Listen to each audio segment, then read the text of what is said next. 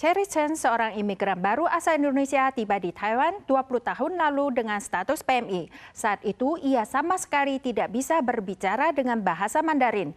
Kini ia bukan cuma pernah meraih penghargaan sastra pekerja migran sebanyak 2 kali, namun juga pernah menjadi pembimbing PMA di Departemen Pengembangan Pemuda dan Ketenagakerjaan Pemkab Ciai. Bagaimana cara ia menggapai aspirasinya? Mari kita simak pengalamannya.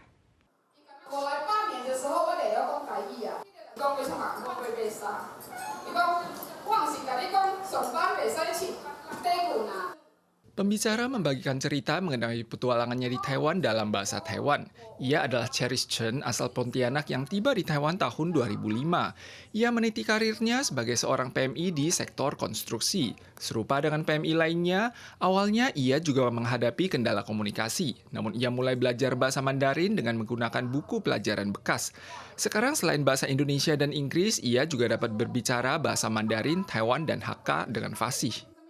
Cherry Chen bertemu dengan suaminya saat ini di lokasi konstruksi. Ia beralih profesi dari PMI menjadi menantu keluarga Taiwan. Dengan keterampilannya dalam menulis, ia mulai mengarang cerita kehidupan sehari-harinya dan memenangkan penghargaan sastra pekerja migran 2023. Tahun berikutnya, ia kembali meraih juara pertama dengan karya tentang PMI yang pernah dibimbingnya. Ceritanya itu tentang kehidupan saya pribadi. Dari saya datang ke Taiwan, menikah, terus saya dapat masalah, terus gimana saya adaptasi di Taiwan, gimana saya menghadapi masalah-masalah saya, gimana cara saya belajar.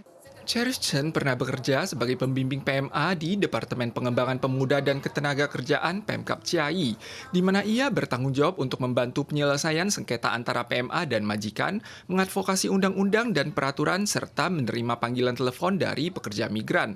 Selain menjadi ibu rumah tangga, ia juga menjadi kolumnis untuk majalah Commonwealth. Kalau di sini kita nggak dapat apa-apa, itu nggak mungkin sia-sia. Kita pasti ada pelajaran yang harus kita pelajari supaya memperkaya diri kita sendiri. Bagi para PMI yang mengalami kegagalan, Cherry menyarankan agar tidak menyerah. Jangan karena takut salah jadi tidak berani mencoba hal baru. Ia gemar belajar dan telah mendaftar di universitas terbuka. Ia berharap dapat memperoleh sertifikat pekerja sosial untuk melayani lebih banyak PMA di masa mendatang.